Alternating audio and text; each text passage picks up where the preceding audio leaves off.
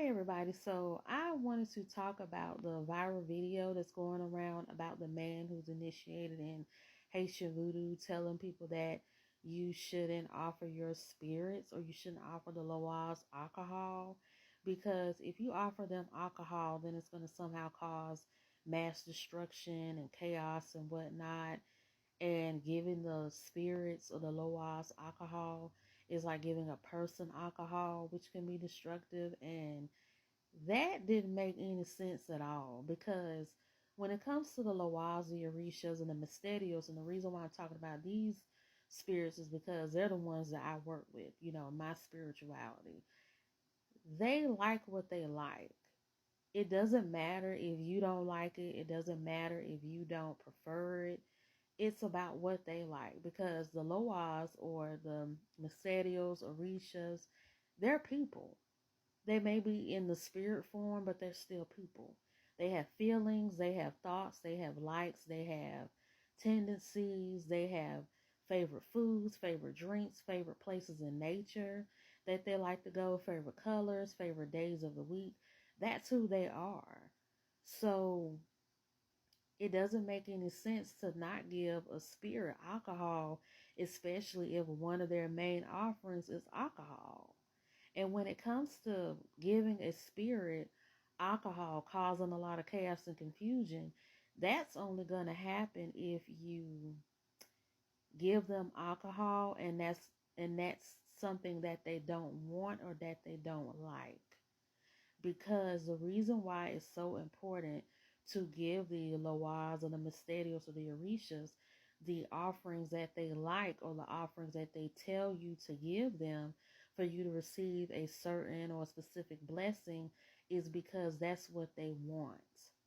Like when it comes to serving the Loas, the Orishas, the Mysterios, or any other types of spirits, you have to appease them in order to get what you want out of them. It doesn't matter if you don't like alcohol. It doesn't matter if you don't like palm oil. It doesn't matter if you don't like watermelon. It doesn't matter if you don't like oranges or chin chin. It doesn't matter. What matters is what the spirits want and what the spirits like. There are a lot of spirits who love alcohol, but there are some spirits who don't. The spirits that love alcohol, I mean, that's what they like. Now, as far as them being chaotic and whatnot, the only time spirits can be chaotic and destructive is if you're working with them improperly, or if you have given them the wrong offerings, or if you're using them in a destructive way. I'm not going to give out any spiritual secrets, but I'm going to touch on the gist of it. When you are a high priestess or a high priest, there's a lot of freedom that you have with the spirits. You have you have a high ranking in the spiritual realm. So when it comes to working with these different spirits, you have powers over them because you're in that position of authority. So you can use the spirits to your own liking, whether they could be destructive or whether they could be, a blessing or whether they could be stagnant, whatever. So it is what it is as far as that is concerned.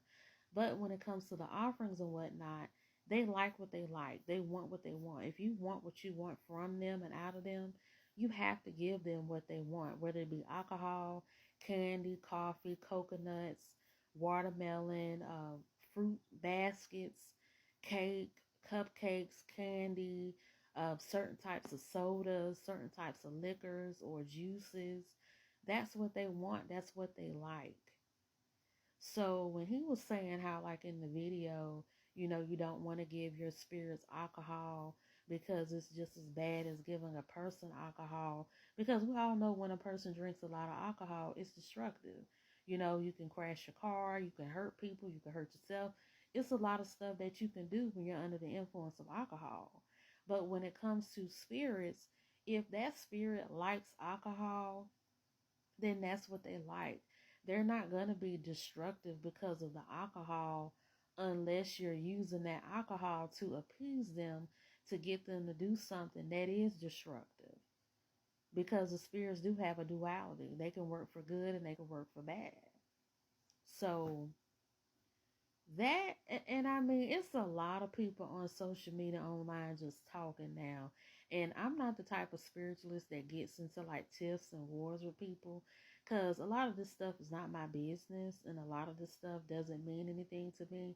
Because at the end of the day, it's like I know what I believe, or I know what I know to be true.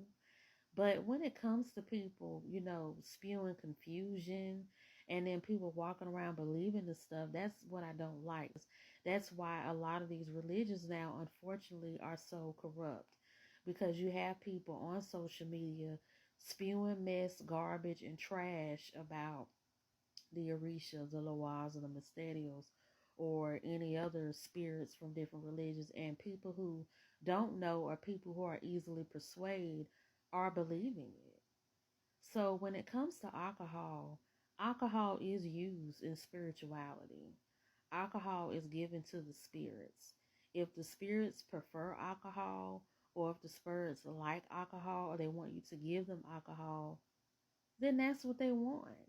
If you give the spirits the wrong offerings and the wrong type of drink, food, and even the wrong colors on their altars, that's when they are going to be destructive, because they're mad and they're pissed off and they feel disrespected. Like, if Oshun likes pumpkins and honey, don't give her palm oil and candy. Like, candy is for Elegua and palm oil is for Shango. Like, you see how that don't make sense? So it's like, if a spirit prefers alcohol, don't give them juice. If a spirit prefers juice, don't give them soda or liquor. Like, that's common sense. So that whole spiel about not giving your spirits alcohol, that's not true. There are a lot of spirits who specifically like alcohol, or specifically want alcohol in their offerings or on their altars when it comes to blessing people or giving people what they're looking for or what they want. The last thing I want to talk about is like the ancestor altars, because a lot of people seem to be confused about ancestor altars and what all you're supposed to put on your ancestor altar. And a lot of people like to go to the basis of liquor, cigars, and coconuts. Like, and I feel like people draw a lot of their inspiration from social media, or what they see, or what somebody told them. But when you look at like the cigar, the liquor, and the coconut, those are like Latin Caribbean offerings, or Latin Caribbean things that are a part of the culture. Coconuts is a part of the culture. Cigars are a part of the culture. Liquor is a part of the culture. It is what it is. So that's why you'll see that altar on certain people's, altars, because if they are Latin Caribbean, or their ancestors come from the Latin Caribbean, or their spirits are Latin Caribbean, then that's what you'll see. But if your spirits don't come from that culture, or come from that religion, then or come from those religions, then you don't have to have coconuts and cigars, or coconuts, or you don't have to have liquor or coconuts or cigars on your table. Like, if your ancestors prefer collard greens, mashed potatoes, and ham hocks, put that on the table. If they like sweet tea, put that on the table. If they like Hennessy, put that on the table. If they like Hoppin' John or dirty rice, or if they like Bojangles, put that on the table. But don't like design your altar because you saw somebody else online doing it and they made you feel like that's the right way or the perfect way to set up an altar. Like, your ancestors are your ancestors.